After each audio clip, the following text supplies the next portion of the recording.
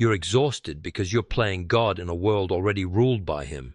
There is a subtle but lethal deception that creeps into the heart of modern man, one that whispers to him that he is responsible for holding everything together. He must plan, preserve, protect, predict. From the minute his feet touch the floor in the morning, he is swallowed by a world that insists on control, calculation, and performance.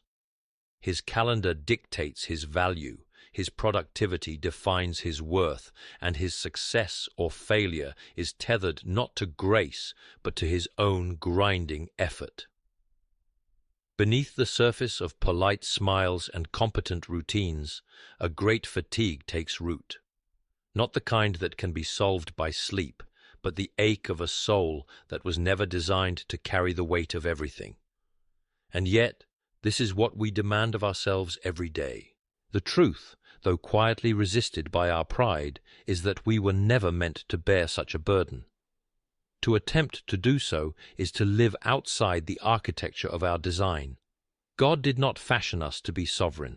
We were made to live in joyful dependence, to flourish in the knowledge that we are held, provided for, and known. The birds do not panic about tomorrow's food. The lilies do not sew garments for spring.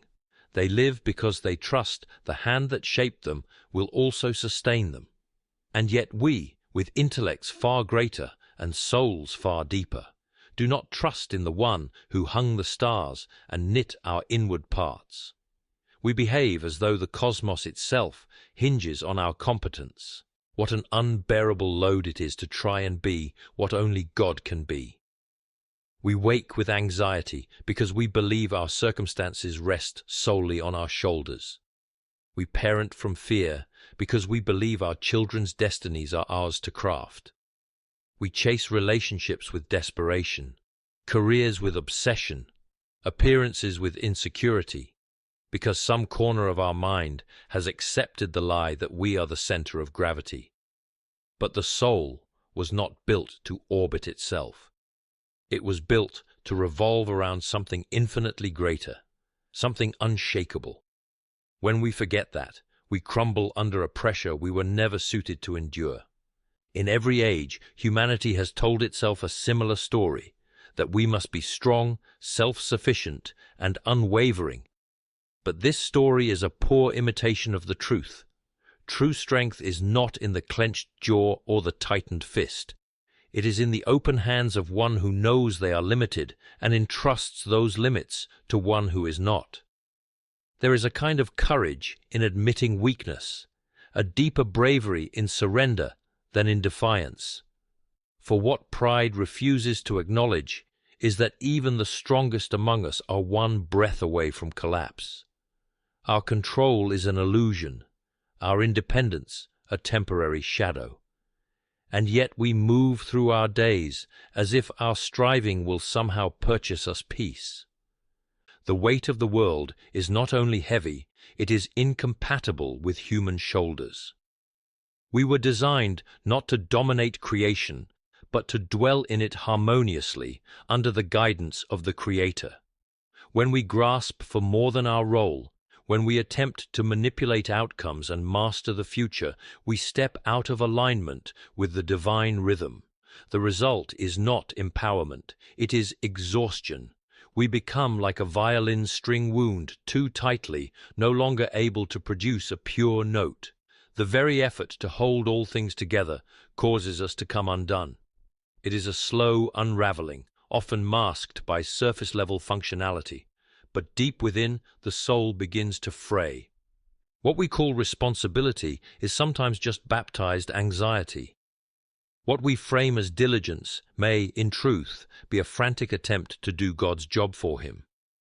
There is a holy kind of work, yes, but also an unholy kind of burden. And it is this burden we often mistake for virtue. We applaud the man who never rests, who burns both ends of the candle, who answers emails at midnight and survives on caffeine and ambition. But we rarely ask what it is costing his soul. We celebrate the woman who never says no, who holds her family, career, friendships, and church responsibilities with polished perfection. But we do not see the quiet ache in her spirit, the longing for someone to tell her she doesn't have to be everything for everyone. The tragedy is not that we are busy, it is that we are burdened beyond what we were ever meant to bear. There is a certain virtue in self-reliance, at least on the surface. It is praised in our age as a noble trait, the mark of the mature and competent. The man who needs no help, asks for no favors, and stands on his own 2 feet is admired, even envied. From childhood we are instructed to take care of ourselves, to stand strong, to be independent, and while there is wisdom in learning personal responsibility, there is also a quiet, creeping danger, one that is not obvious at first, but reveals itself over time. For when self-reliance matures without the balancing grace of humility, it ceases to be wisdom and transforms into pride. It becomes not merely the ability to act without help, but the belief that help is weakness. And pride, subtle, slippery, and persistent, begins to nest in the soul, convincing it that trust is a flaw, and that dependence, especially on God, is a mark of fragility rather than faith. The proud man does not always shout. He often wears the mask of competence. He appears composed, capable, perhaps even generous, but his inner world is one of guardedness. He cannot surrender, not fully, because to do so would mean admitting limitation. To trust in God, or in anyone beyond himself, would mean loosening the grip he has on the wheel of his life. And pride does not release control. It does not like to be led. It would rather bear the crushing weight of anxiety and responsibility than admit, even quietly, that it is not enough.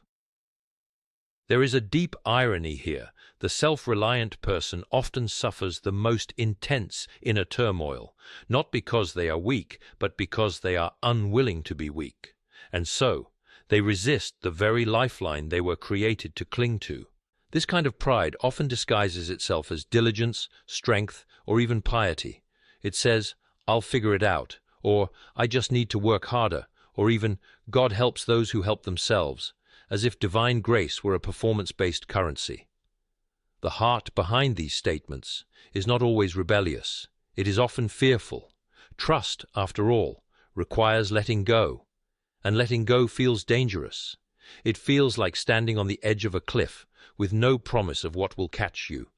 But that fear is precisely the barrier pride builds between the soul and its source. Trust is terrifying to pride because it dethrones the self. It admits that I do not know, that I cannot fix, that I am not, in the end, sufficient. And yet, this is the very truth that begins our healing. There is something deeply unnatural in modern man's obsession with autonomy. We were not created to be gods. We were made to walk in communion, to follow, to depend. There is no shame in being needy when the one we depend on is infinitely trustworthy. But pride twists the narrative. It makes trust look like surrender to chaos, when in reality it is surrender to order, the divine order that existed before we were born and will remain long after we are gone. The refusal to trust, therefore, is not simply stubbornness. It is rebellion against the very design of the soul. It says to the Creator, "I will manage this myself," not realizing that such a posture isolates the heart from the only true source of peace and strength. There is an agony in being your own provider, protector, and planner. It is an invisible torment, a kind of low-burning fire beneath the skin. The self-reliant person often doesn't realize how deeply tired they are because they've never known any other way to live. They have trained themselves to rely on intellect, effort, and grit, and though these things may build empires or earn applause, they cannot build peace. They cannot anchor a soul in the storm. Only trust can do that, but trust is costly. It demands the breaking of pride, the softening of the self, the admission that we are not in control and never truly were. It is not easy, and pride will fight it with everything it has, whispering that to need God is to fail, that to wait on Him is weakness, that to let go is to fall. But it is not falling. It is the first motion of being caught. Yet pride refuses to see it. It is blind not only to truth, but to mercy. It builds walls, not realizing that those walls are prison bars. And in its pursuit of freedom through self-sufficiency, it enslaves the soul to fear, burden, and unrelenting pressure.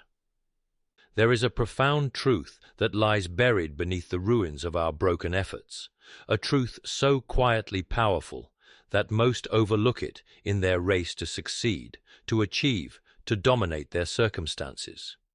It is this: God's strength does not supplement our own. It begins where ours ends. This is not a poetic flourish. It is a spiritual law, though one that grates against the modern soul. For we are taught from infancy that value lies in our capability, our strength, our mastery over life. We are told that when things get hard, we must try harder.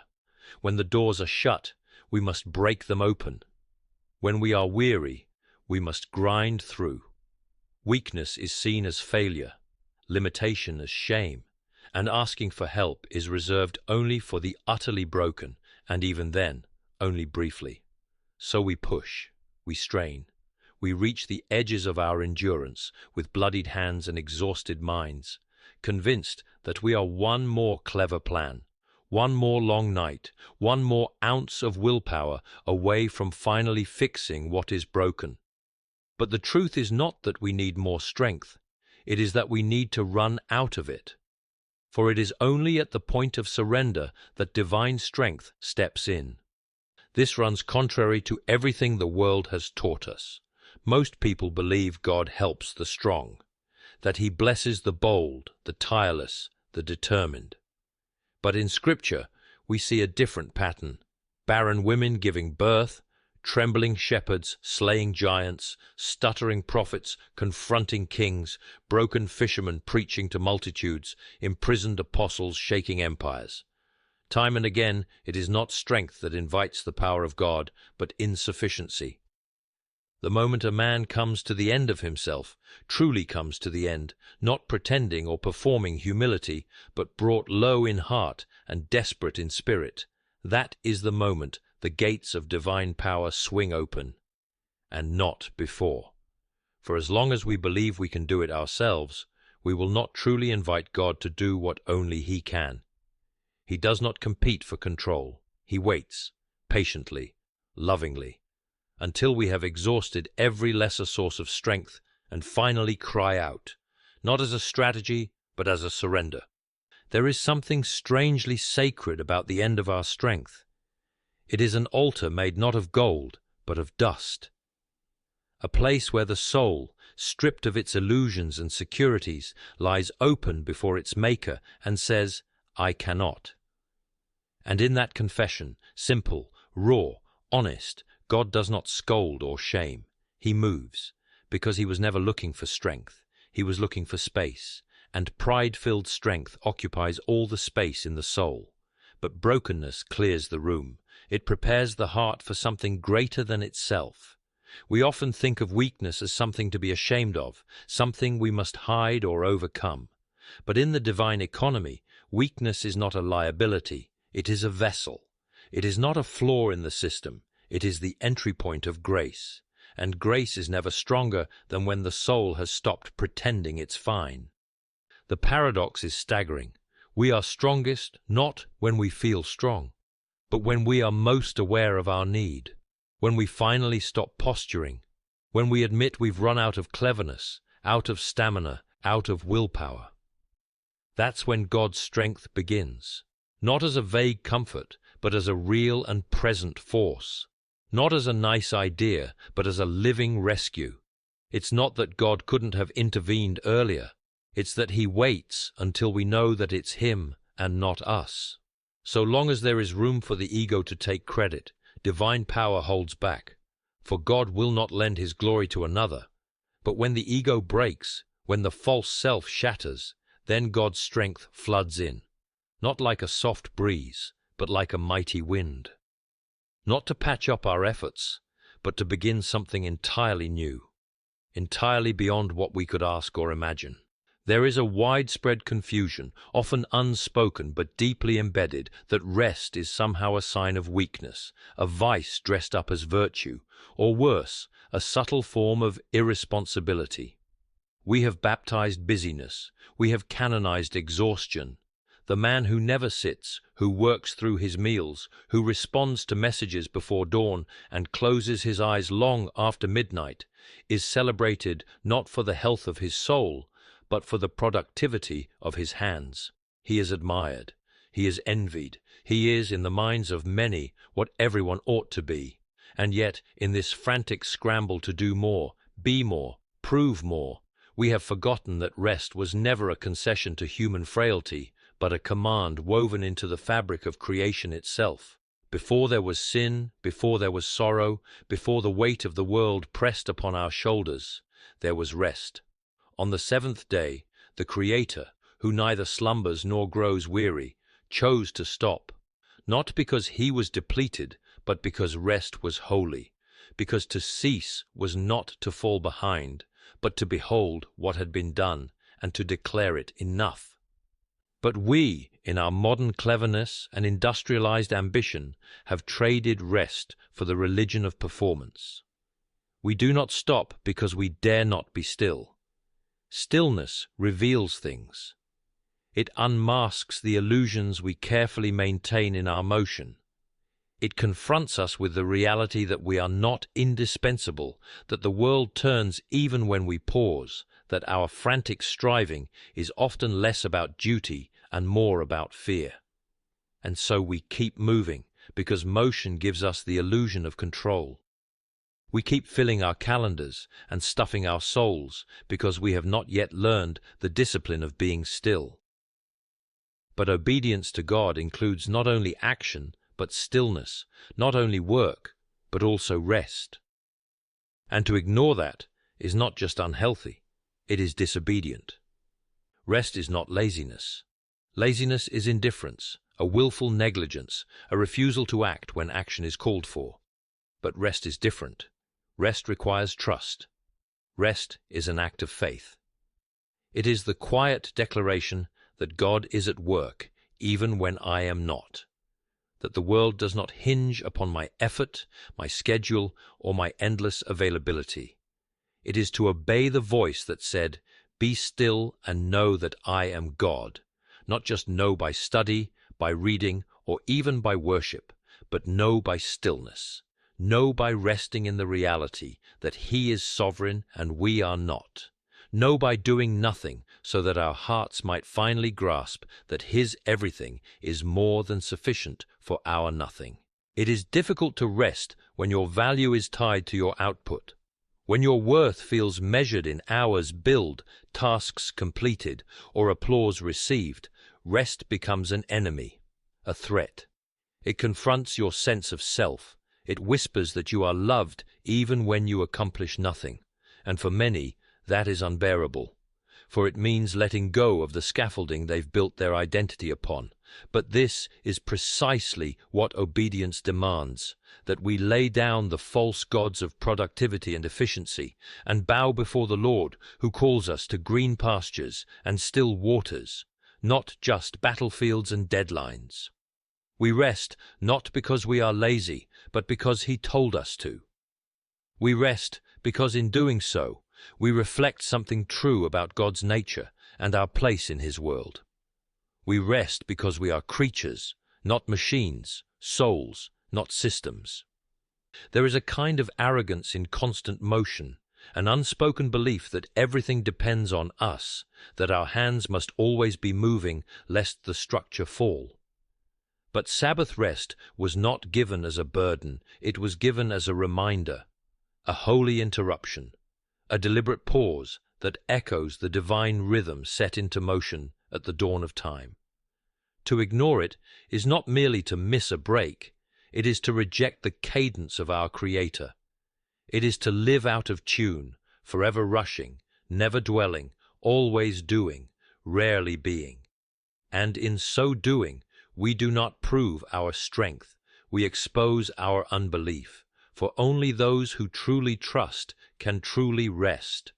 There is a great misunderstanding that has taken root in the modern conception of faith, as if it were merely another form of personal power, a spiritual resource to be managed and wielded for the achievement of one's own desires. Faith, in this view, becomes something we use, something we summon, something we try to grow, as if it were a commodity measured by intensity or volume. But true faith, real, biblical, soul-altering faith, is not about leverage. It is not the tool by which we wrestle outcomes from the hands of God. It is the posture by which we open our hands entirely. At its core, faith is not control, it is surrender. It is not insisting on our will with enough spiritual fervor.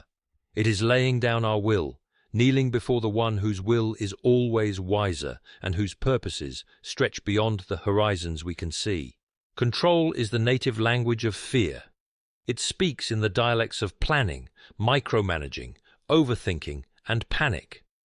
It builds careful towers and calculated responses.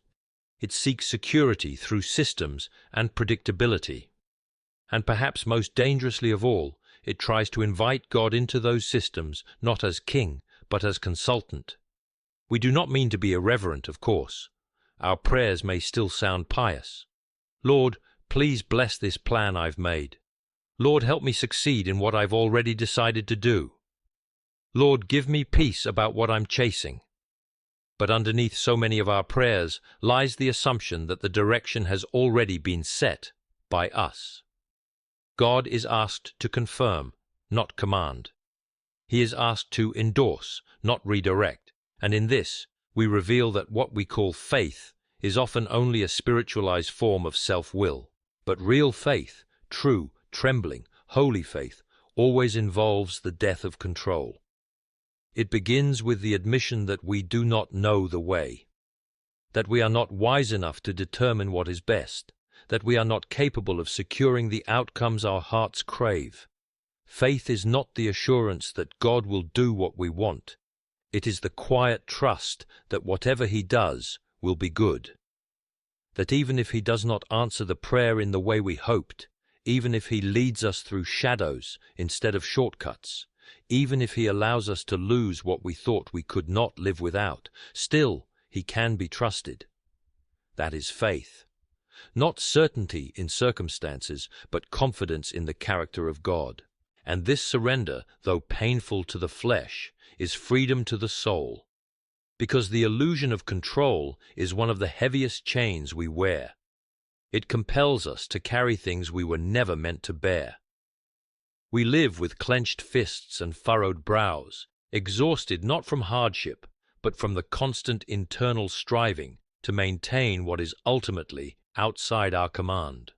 Faith invites us to let go, not to collapse into apathy, but to rise into trust, to exchange the frantic noise of our anxious minds for the still, small voice that speaks not in shouts, but in presence. It is not passive resignation, but active yielding, a deliberate choice to trust the author of our story more than our interpretation of the next chapter. There is a reason that Christ does not say, "Take control and follow me," but rather, "Deny yourself, take up your cross, and follow me." There is no following without surrender, and there is no surrender without the relinquishing of control. To walk by faith is not to walk with clarity of outcome, but with clarity of dependence. It is the willful laying down of the crown, the sword, the pen by which we've tried to write our own stories, and the submission of our entire being to a God who does not always explain, but who never fails. Faith does not demand to see the map, it chooses to follow the guide. It accepts detours, delays, and disappointments, not as evidence of abandonment, but as instruments in the hand of a Father whose perspective is infinite and whose love is not proven by ease, but by nearness in the hardest places. There is a restlessness that haunts even the most devout hearts, a quiet turmoil beneath the surface that no amount of spiritual activity can seem to silence. It is not always visible. It often hides beneath disciplined schedules and well-constructed prayers, beneath good intentions and outward composure. But it is there, the soul's struggle to let go, to release the grip it holds so tightly around the questions it cannot answer, the outcomes it cannot control, the fears it dare not speak aloud. We wrestle not only with the world, nor even merely with the suffering that life inevitably brings. We wrestle with God. We wrestle with His timing, with His silence, with His sovereignty. Like Jacob at the river, we cling through the night, desperate for a blessing, terrified to let go, and yet slowly discovering that it is not the blessing that we need most. It is the surrender. It is in this mysterious transaction, where control is laid down and trust is picked up, that peace begins, not the peace of circumstance, but the peace of communion. For true peace is not found in the absence of struggle, but in the absence of resistance. And this distinction is vital, for we tend to believe that peace is circumstantial, that it is the product of a life finally free from problems, noise, and threats. But such peace is not peace at all. It is only temporary relief. The kind of peace that God gives does not depend on what surrounds us. It grows from within, from a heart no longer fighting against the hand that leads it. Trust is the posture of that heart, and trust is not born in comfort. It is forged in the fires of waiting, uncertainty, and loss. It is there, in the dark, in the delay, in the desperation, that we come to see whether our faith is real or only theoretical, whether we have merely admired God or actually entrusted ourselves to Him. For trust is not sentimental, it is surrender in action. Wrestling with God often begins as a desire for answers. We want to know the reason, why the door closed, why the suffering lingers, why the silence is so long. We are not wrong to bring these questions. He is not offended by them. But over time, if we are honest, we must admit that our demand for answers is often a mask for our demand for control. We say we want understanding, but what we really want is reassurance that we are still in charge. But faith invites us beyond this. Faith says, even without the answers, I will still trust you, even in the confusion, even in the sorrow, even when nothing makes sense. I will trust that you are still who you said you are. And in this place, strangely, beautifully, peace is born, a peace that defies logic, a peace that guards the heart and mind, not by removing the storm, but by reminding us who is in the boat with us. It is not the struggle itself that robs us of peace, it is the refusal to surrender. The internal striving, the mental rehearsing of every possible outcome, the quiet accusation against heaven that we could have written the story better, all of this exhausts the soul. It stretches us thin. It fills our nights with tossing and our days with unease. But when we finally stop wrestling, not because we have given up, but because we have given in to something greater, then a new kind of strength emerges. Not the strength of self-will, but the strength of resting in the will of another. Trust does not make the valley shallower, but it makes the walking lighter. It frees us from the relentless compulsion to fix, to figure out, to forecast. It allows us to rest without having all the answers. It allows us to breathe even when the path ahead is obscured by fog. There is a sacred hush in the heart that trusts. It no longer argues with God. It no longer tries to pry open closed doors or rewind the past. It stands still, not out of resignation, but out of reverence. It believes that God is working in ways unseen, that He is wiser than our timelines and kinder than our fears suggest. This is not passivity. It is the deep activity of faith. And in this stillness, this holy letting go, true peace comes, not as something we achieve, but as something we finally make space to receive